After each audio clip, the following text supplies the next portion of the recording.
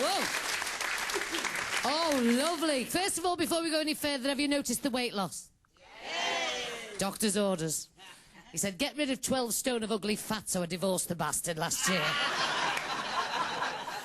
I used to be a nurse. I was on the women's ward on the breakfast trolley. Bloody loved it. Pushing that trolley, happy as Larry. One day, some soft cow at the back shouted, excuse me, can I have a Tampax? I said, piss off, you'll have a Weetabix like everybody else.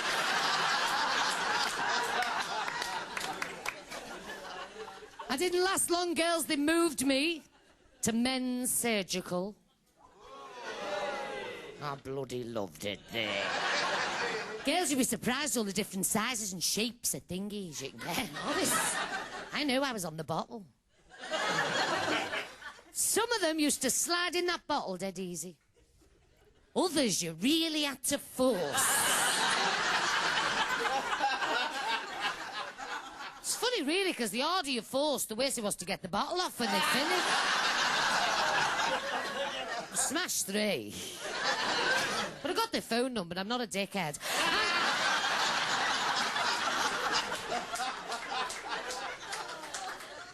I was on casualty one day. I ran in and said, Doctor, you're not going to believe what I've just seen out there. He said, what?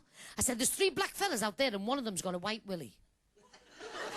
He said, never. I said, go and have a look. He come back, he said, you soft cow, they're all miners. One's been home for his dinner.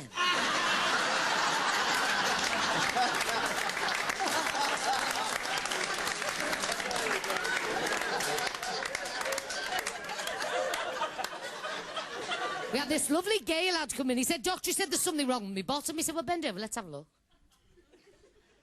He said, there's a twig up here. He said, what? He said, a twig. He said, well, get it out. So he pulled it out, and on the end was a bright red rose. He said, you've got another, and another, and a dozen. He said, you've got 12 roses stuck up your bum. How the bloody hell did they get there? He said, I've no idea. Have another look, see if there's a card.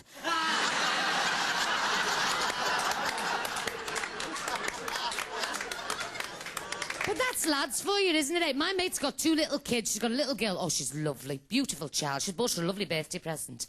She's bought her the divorced Barbie. Have you seen it? It's fabulous. It comes with Ken's house, Ken's boat, Ken's car. And... I mean, I'm not being funny, lads. We love you. We adore you. We worship the ground that's coming to you. We really do. My first husband, may he rest in peace, soon. He used to have them glow-in-the-dark condoms. Remember them? They were fabulous. As soon as he'd nodded off, I could read me book in peace. It was fabulous. And the second wedding night, oh, girls, he tore off his jacket, off came his shirt, down came his trousers. He threw his trousers in the middle of the bedroom floor and he said to me, put them on. Well, I thought, you kinky little bastard. So I put them on, because I like a good laugh. He said to me, that's the last time you wear the trousers in this house. Well, I thought, smart farce, eh? Took them off, took me drawers off, I threw them in the middle of the floor. I said, hey, you put them on. He said, I'll never get into them. I said, too bloody right you won't unless you change your attitude, sunshine.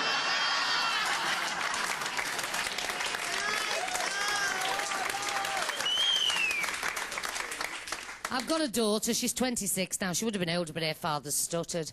And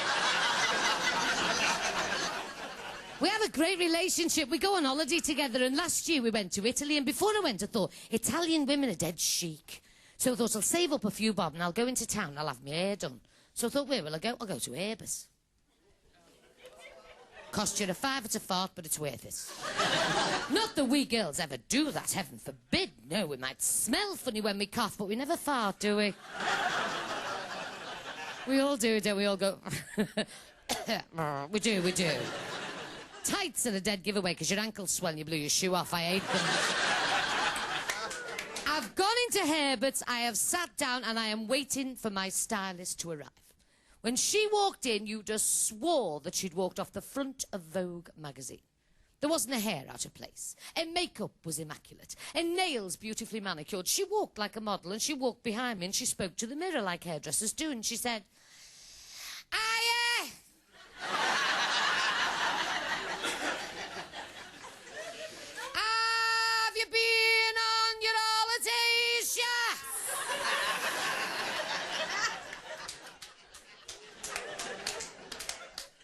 I said, no, I said, I'm going next week. She said, where are you going? I said, I'm going to Italy. Who said I've been there? It's crap. I said, well, what didn't you like? She said, well, she knew the weather. Well, it poured down with rain the whole time we were there. And the wine, oh, it tasted like bleeding vinegar. And the food, oh, it was shite. But the biggest rip-off of the lot, right, is they stick 48 of you on this great big coach, right, drive you for 4 hours through the most boring countryside you've ever seen in your life. Wall to wall, sodden grapes. Just to take you to the Vatican to see the Pope. Well, I've seen the Pope on the telly. He looks about 5'9", 5'10". It's a load of crap. He's a little fart on a balcony like that. And he doesn't even speak English. It's crap. It's a rip-off. You'll hate it. I said, thank you, Judith Chalmers. Off I went on my holiday, had a great time. When I got back, couldn't wait to go back and have my hair trimmed. Went straight back to Herbert's, asked for the same stylist, Lizette. In she came, looking as radiant as ever. She said, who are you? Have you been on your holidays? Yes. I said, I've just come back. She said, oh, yeah, you went to Italy, didn't you? Was it crap, like I said? I said, it was marvellous. She said, oh, go away. What was the weather like? I said, the weather was gorgeous. The sun shone the whole time. She said, oh, go away. Said, well, what about the wine? I said, Tuscany's one of the finest wine regions in the world. The Chianti in particular was, bellissimo. She said, oh, go away. She says, well, what about the food? I said it was a culinary delight. Tortellini, tagliatelle, cannelloni, lasagna, spaghetti bolognese, you name it, I ate it. Gorgeous. She said, oh, go away.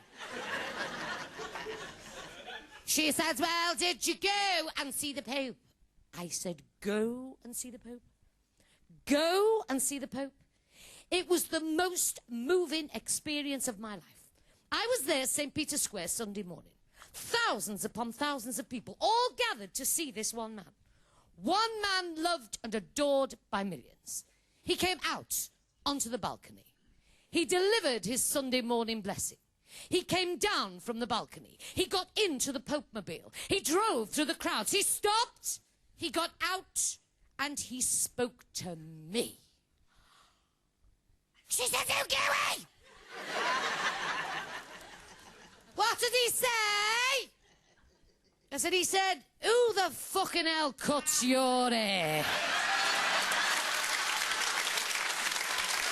Ladies and gentlemen, from me, Pauline Daniels, I wish you good night and God bless. Thank you.